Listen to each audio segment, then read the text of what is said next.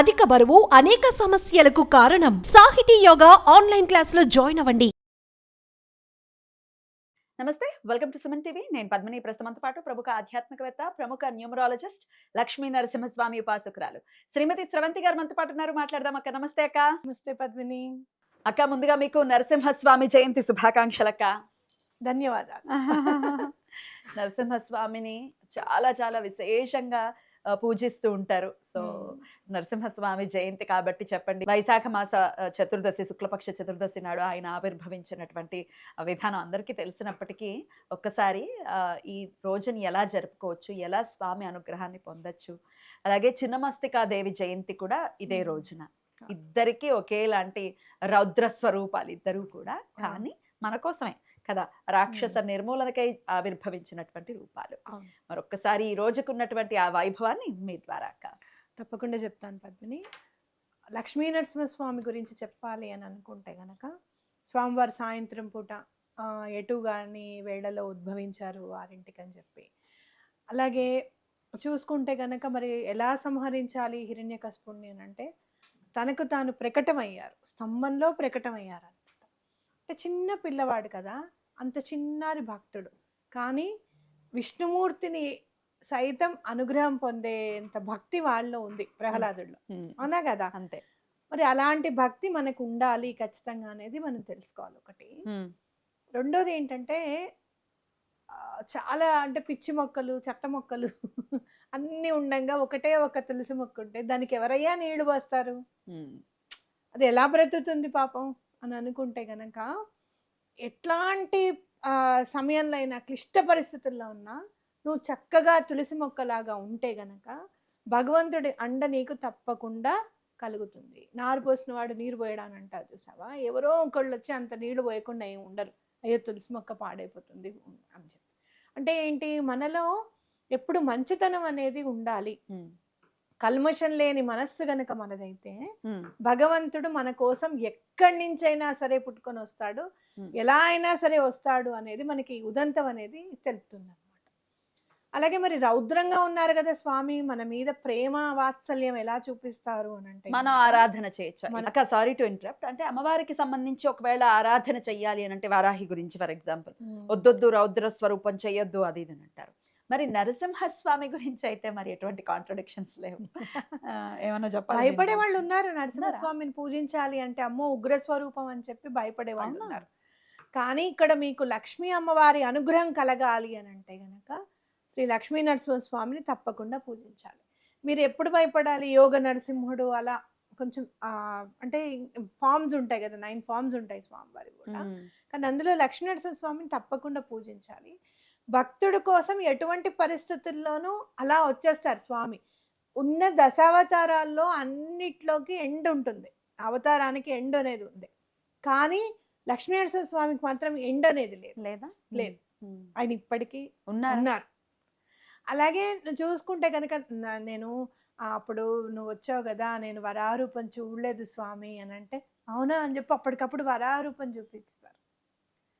చూపించిన తర్వాత సింహాచలం అదే కదా, అవునా కదా?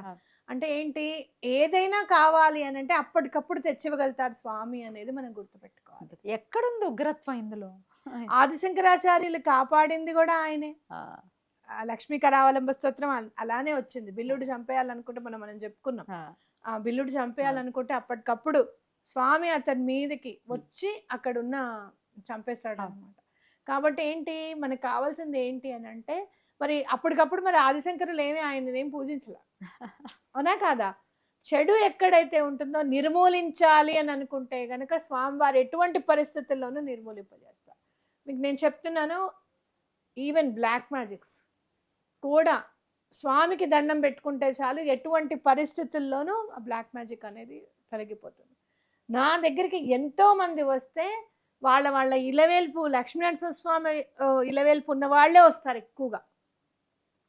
మీరు ఏం చేస్తున్నారు స్వామికి అని అంటే, అయ్యో ఈ మధ్యకాలంలో మేము ఏం చేయలేకపోతున్నాము అంటే, అలా కాదు, శనివారం తప్పకుండా పానకం పెట్టండి, బెల్లం నివేదన రోజు పెట్టండి స్వామికి అని చెప్తే వాళ్ళ జీవితాల్లో ఎంత మార్పు వచ్చిందో పద్మిని, అంత బాగా చూసుకుంటారు. అయితే ఇలవెలుపు కాకపోయినప్పటికీ మేము చక్కగా చేయొచ్చు కదా శనివారం శనివారం పానకం.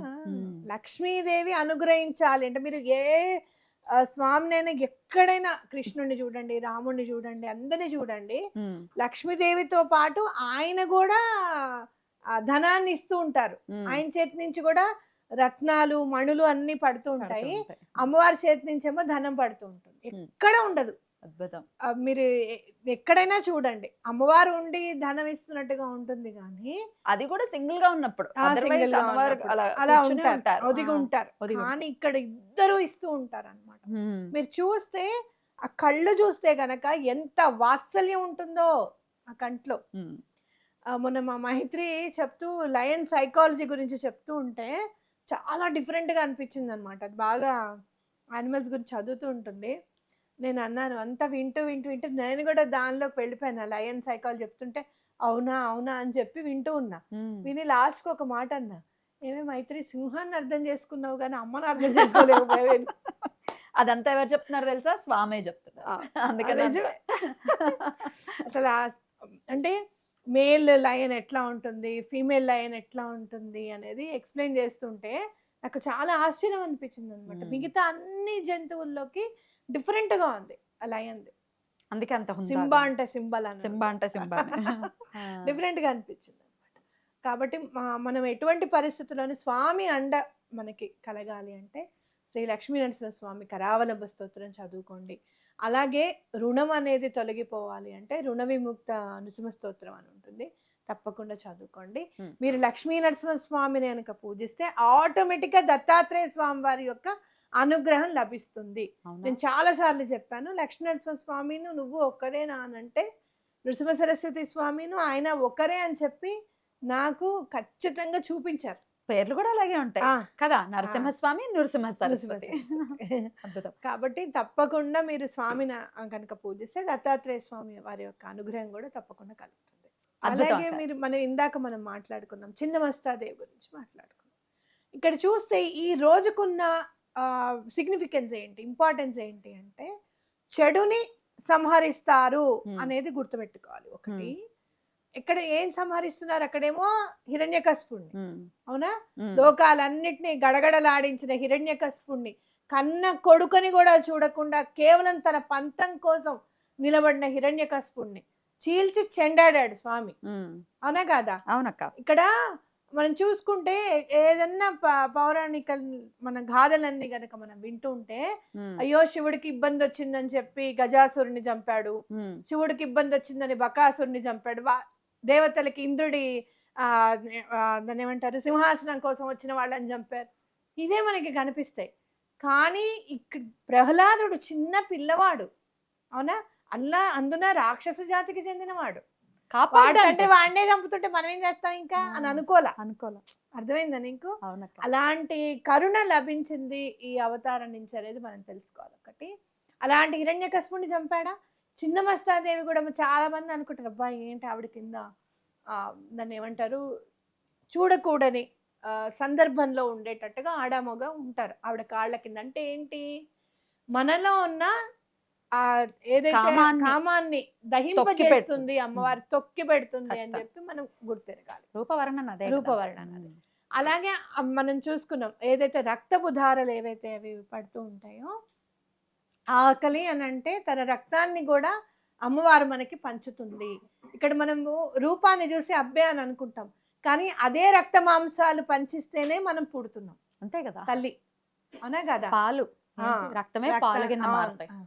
కాబట్టి అంటే ఏంటి, నువ్వు గనక ఆవిడ్ని పూజిస్తే నీ కన్న తల్లి ఎలా అయితే నిన్ను దగ్గరకు తీస్తుందో అలానే దగ్గరికి తీస్తుంది అమ్మవారు అని అర్థం అన్నమాట. అందుకే అసలు ముందు మనకి ఏ ప్రాబ్లమ్స్ ఉండకూడదు, ఫినాన్షియల్ ప్రాబ్లమ్స్ ఉండకూడదు, అలాగే హెల్త్ ప్రాబ్లమ్స్ ఉండకూడదు. అంటే మూలాధార చక్రం కరెక్ట్గా ఉందనుకో, బేస్మెంట్ బాగుంటే మిగతా చక్రాస్ని కొంచెం నార్మలైజ్ చేసుకోవడానికి అవకాశం ఉంటుంది అనమాట. కాబట్టి ఆ బేస్మెంట్ బాగుండాలి అని అనుకుంటే కనుక చిన్నమస్తాదేవికి రూపం చూసి 2 చేతులు అయితే దండం పెట్టి అమ్మ నాతో ఉండు, ఎటువంటి ఇబ్బందులు లేకుండా, అలాగే దశమహావిద్యల గురించి తెలుసుకునే తత్వాన్ని నాకు ఇవ్వమ్మా అని చెప్పి దండం పెట్టుకోవడం అనేది చాలా ఇంపార్టెంట్. కాబట్టి అలా అమ్మవారికి దండం పెట్టుకుంటే చాలా మంచిది. చిన్న అద్భుతం. మస్తా అని అనుకున్నా చాలు, మీరు అవునా? కేవలం తలుచుకుని రూపాన్ని చూసి దండం పెట్టుకుంటే సరిపోతుంది. అద్భుతం అక్క, చాలా చక్కగా తెలియజేశారు. ఒకసారి దర్శనం చేసుకునేటటువంటి లక్ష్మీ నరసింహస్వామి ఆలయాలకు ఖచ్చితంగా వెళ్తారు. అయితే అమ్మవారి ఆలయాలు కూడా త్రిపురాంతకం మీరు వెళ్ళారు కదా, ఇక్కడ త్రిపురాంతకం అమ్మవారు ఉన్నారు. ఉంది. అలాగే సార్ చెప్పారు కదా, విశ్వనాథ్ గారు చెప్పారు కదా మనకి, డొక్కలమ్మ. ఇక్కడ డొక్కలమ్మ టెంపుల్ ఉంది సికింద్రాబాద్ లో. సికింద్రాబాద్ లో. ఆవిడ చిన్నమస్తాదేవి స్వరూపమే అని చెప్పారు. కానీ మనకి నిజ రూప దర్శనం ఉండదు, మామూలు సాత్విక రూపంలోనే ఉంటుంది కదా. అవును, చక్కగా వెళ్ళి దర్శనం చేసుకోవచ్చు ఆ రోజు. అవును, తప్పకుండా దర్శనం చేసుకోవచ్చు. ఆ. చాలా మంచిది. మీకు సంబంధించినవి ఏమన్నా అంటే చాలా ఇబ్బందులు పెట్టే పరిస్థితులు ఉన్నాయి, అలాంటి ఇబ్బందులు ఎందుకు కలుగుతున్నాయి కూడా మాకు అర్థం కావట్లేదు అని అనుకున్నప్పుడు చిన్నమస్త అమ్మవారిని పూజిస్తే చాలా మంచిది అనమాట. అద్భుతం అక్క, చాలా చక్కగా తెలియజేశారు. స్వామి గురించి ఎంతసేపు అయినా మాట్లాడుకోవచ్చు కదా. అసలు లక్ష్మీ నరసింహస్వామి అయితే మా ఇంటికి అసలు ఎలా అయితే ప్రహ్లాదుడికి ఆయన రక్షణ కల్పించారో మాకు కూడా అలానే రక్షణ కల్పించారు. అవునా? మైత్రికి వస్తారు వస్తారు తెలుసు కదా. అడిగినప్పుడు స్వామి నిన్ను రక్షించడానికి వచ్చాను అని చెప్పారు. అలాగే మేము కౌప్కి వెళ్ళాం. కౌప్ అని ఒక ఊరు ఉంది, అక్కడ హళీమరియమ్మ టెంపుల్ అని ఉందన్నమాట. ఓన్లీ మంగళవారాలు మాత్రమే ఓపెన్ ఉంటుంది. అక్కడికి వెళ్ళినప్పుడు అక్కడ అమ్మవారు వస్తుంది అనమాట ఆ పూజారికి. మైత్రికి కూడా ఆటోమేటిక్గా వచ్చేసింది, డప్పు సౌండ్ వింటే వచ్చేసేది. అప్పుడు ఇంకా నిన్ను రక్షించడానికి వచ్చారమ్మా స్వామి అని చెప్పి అమ్మవారు ఆయన మీదకి వచ్చి చెప్పారు. ఆయన చెప్పారు. అసలు అమేజింగ్ అనిపించింది నాకైతే. స్వామి నేనేం చేశాను నీకు, ఏదన్నా చేసుంటే కళ్యాణానికి దానికి దీనికి ఏమన్నా సహాయం నా వంతు ఇది నేను చేశానేమో సేవ. ప్రతి నెల స్వాతి నక్షత్రానికి ఎన్నాళ్ళు హోమాలు చేశారు చెప్పండి? చాలా చేశాం. 2019 నుంచి కంటిన్యూగా ఆల్మోస్ట్ 18 అంతలా ప్రేమించటం స్వామిని అంటే మాటలా? కంటిన్యూగా చేసే అవకాశాన్ని కూడా స్వామి మనకి ఇవ్వడం అనేది చాలా ఇది. ఇప్పుడు కూడా మనం సంవత్సరం పాటు చేయకూడదు కదంటే కూడా మా గోత్రనామాలు చదవకుండా చెయ్యండి, స్వామివారికి మాత్రం ఆపద్దని చెప్పాను అనమాట. అద్భుతం, అద్భుతం. చాలా చక్కగా తెలియజేశారు అక్క. స్వాతి నక్షత్రం వాళ్ళు నిజంగా చాలా అదృష్టవంతులు. చాలా స్వామి నక్షత్రం కదా. స్వాతి గురించి చెప్పుకుందాం. నక్షత్రం గురించి నేను రాస్తున్నాను ఒక్కొక్కటి ఎలా ఏంటి అని చెప్పి. తప్పకుండా చెప్పుకుందాం మనం నక్షత్రాల గురించి. తప్పకుండా అక్క, చాలా చక్కగా తెలియజేశారు. కృతజ్ఞతలు అక్క. నమస్తే.